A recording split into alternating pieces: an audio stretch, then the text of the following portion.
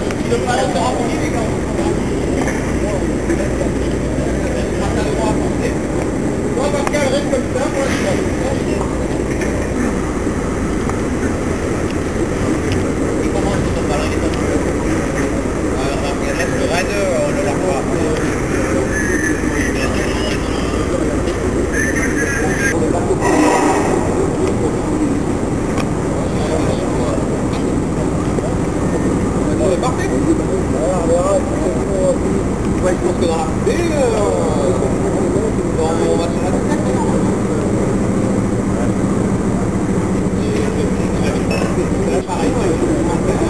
c'est rapide, mais je peux pas.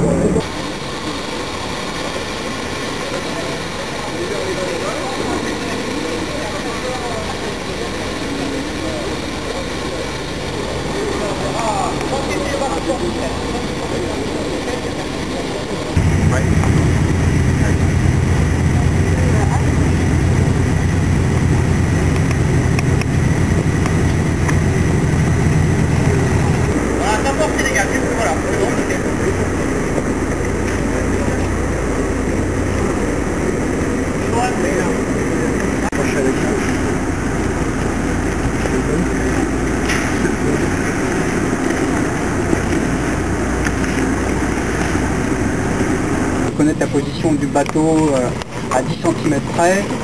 Donc les pilotes, ceux qui manœuvrent, ont des indications extrêmement précises pour se guider, mais il n'y a pas de système automatique. On fait ce genre de manœuvre une fois tous les 4 ou tous les 4 ans en gros, hein, c'est ce genre de rendez-vous, donc on ne va pas investir dans un système automatique pour ça.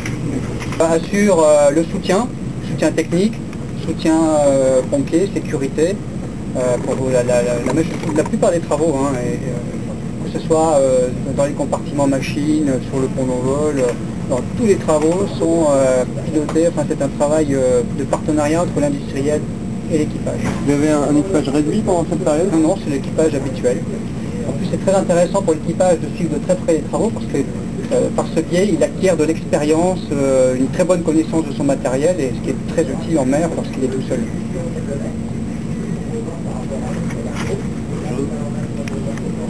J'ai une question qui est un peu plus militaire, alors que vous ne me répondrez pas. C'est une réflexion de grand public.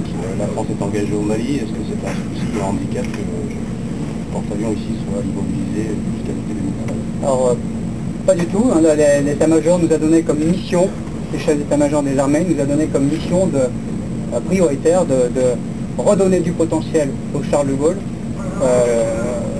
Donc il nous a donné du temps pour ça, pour que nous puissions reprendre, être réinscrits rapidement dans le cycle des opérations quand il le souhaite. On n'est pas tout à fait la question. C'est un handicap ou pas? Non, c'est pas un handicap, non.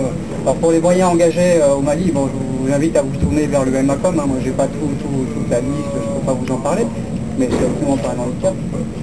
Dans l'hypothèse où le ministre déciderait quand même d'envoyer le porte-avions au Mali, il pourrait être mobilisé Alors aujourd'hui, rapidement, la priorité, comme je vous l'ai dit, qui nous est donnée, c'est la conduite des travaux, retrouver de la disponibilité et de manière à pouvoir remettre le bâtiment dans un cycle opérationnel avec devant lui une longue disponibilité. Donc actuellement, on n'est pas dans une logique d'alerte, etc. Si le schéma devait changer d'avis, mais à ce moment-là, il nous faudrait nous réorganiser.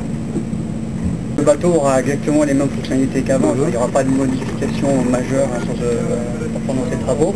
C'est surtout, comme je vous l'ai dit, de la maintenance périodique, selon un plan d'entretien qui a été prévu à la conception du bateau.